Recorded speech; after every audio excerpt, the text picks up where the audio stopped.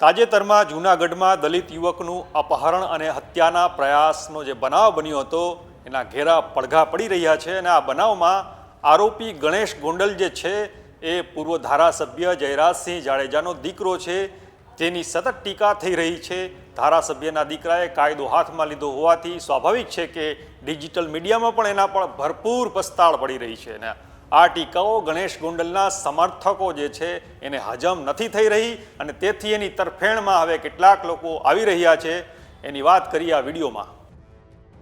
અગાઉ એક શખ્સે ગણેશ ગોંડલના સમર્થનમાં વિડીયો વાયરલ કર્યો હતો અને હવે ઇન્સ્ટાગ્રામ પર એક પોસ્ટ જોવામાં આવી છે। બીજેપી મીડિયા ગોંડલ નામના એકાઉન્ટ પર આ પોસ્ટ ગણેશ ગોંડલના ફોટા સાથે એક ઇમેજ શેર કરવામાં આવી છે। એમાં લખવામાં આવ્યું છે કે લુખ્ખાગીરી કોને કહેવાય પહેલાં એ જાણી લેવાય અને સાથે સાથે હકીકત શું છે એ પણ જાણી લેવાય, બાકી કોક કે એમ હાલી ના નીકળાય જોયા જાણ્યા વગર।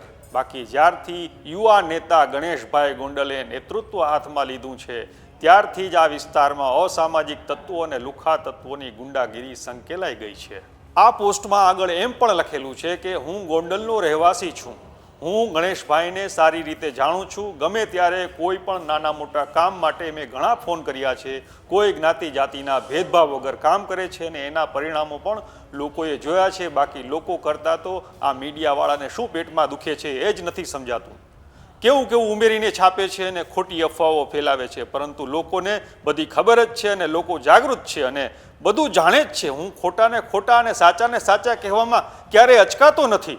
હું ગણેશભાઈ ગોંડલને દિલથી સમર્થન જાહેર કરું છું। આ છે ગણેશ ગોંડલના કોઈ સમર્થકના શબ્દો જે બીજેપી મીડિયા ગોંડલના નામના એકાઉન્ટ પર શેર કરવામાં આવ્યા છે। આ વિશે આપનું શું માનવું છે અમને કોમેન્ટ કરીને જણાવશો।